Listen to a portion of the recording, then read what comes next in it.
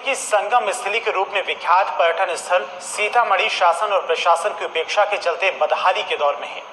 सीतामढ़ी के प्रमुख मार्ग से जुड़ने वाली आसपास की टूटी फूटी सड़कें और खुले आसमान के तले पर्यटकों का और श्रद्धालुओं का रैन बसेरा यहाँ की बदहाली की दास्तां बयां कर रहा है। देखिए रिपोर्ट।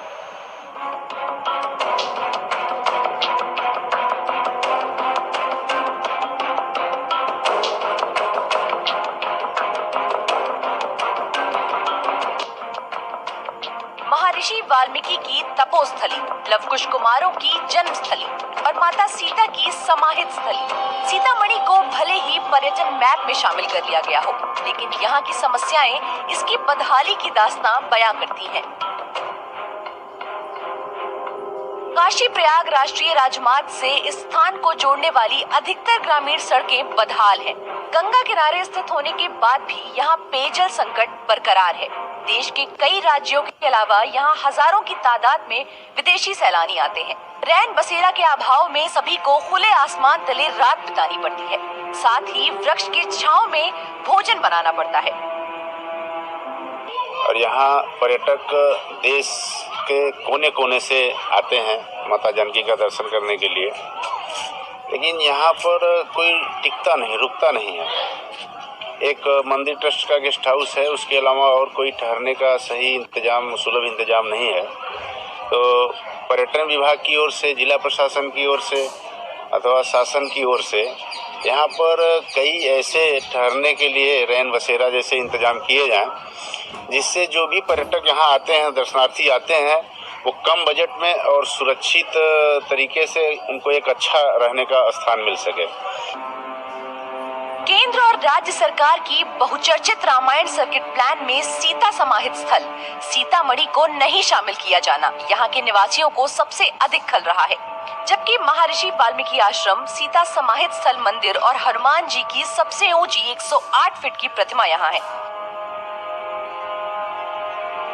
इस स्थान पर प्रतिदिन हजारों की संख्या में पर्यटकों और श्रद्धालुओं की आवाजाही होती है, लेकिन गंगा किनारे स्थित इस रमणीक स्थान पर पहुंचने के बाद भी पर्यटक प्यासे रहते हैं। पेयजल संकट, यहाँ की बदहाल सड़कें, वाहन स्टैंड जैसी समस्या बनी हुई है। काशी और प्रयागराज के मध्य स्थित सीतामढ़ी को पर्यटन के लिहाज से विकसित किए जाने पर यहाँ रोजगार की अधिक संभावना है।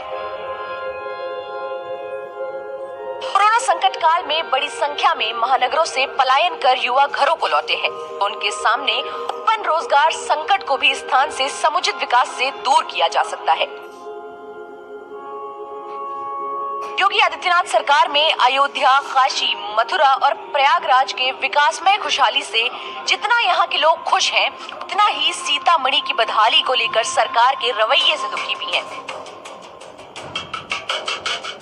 यहाँ के ऐतिहासिक 9 दिवसीय नवमी मेले के दौरान दुनिया को रामायण के जरिए सत्य पर विजय और खुशहाली का संदेश देने वाले सीतामढ़ी के अच्छे दिन कब आएंगे, इसका यहाँ के लोगों को बेसब्री से इंतजार है।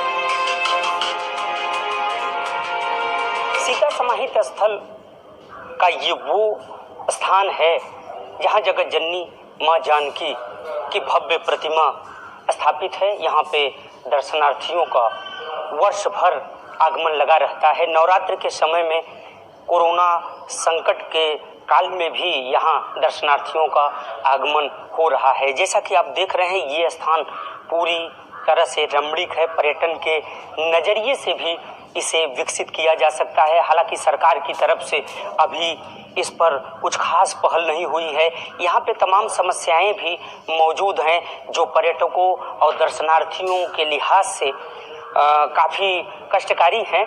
और कुल मिला के देखा जाए तो काशी और प्रयाग का यह मध्य का इलाका है, जहाँ कहा जाता है कि भगवान भूत भवन भोलेनाथ की नगरी काशी और बगल में प्रयागराज के बावजूद ये मध्य के जिले सीतामढ़ी के इस स्थान का उस तरह से समुचित विकास अभी तक नहीं हो पाया है जिसकी यहाँ के लोगों की दरकार है।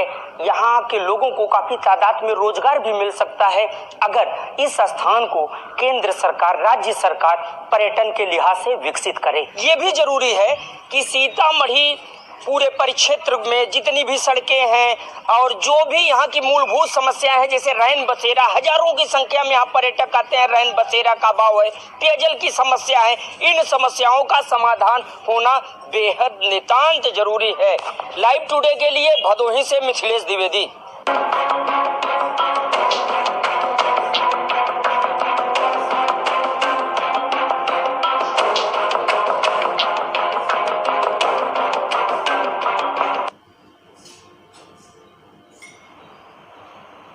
और अब अर्बन अपडेट में रुकेंगे एक छोटे से ब्रेक के लिए, फौरन हाजिर होते हैं।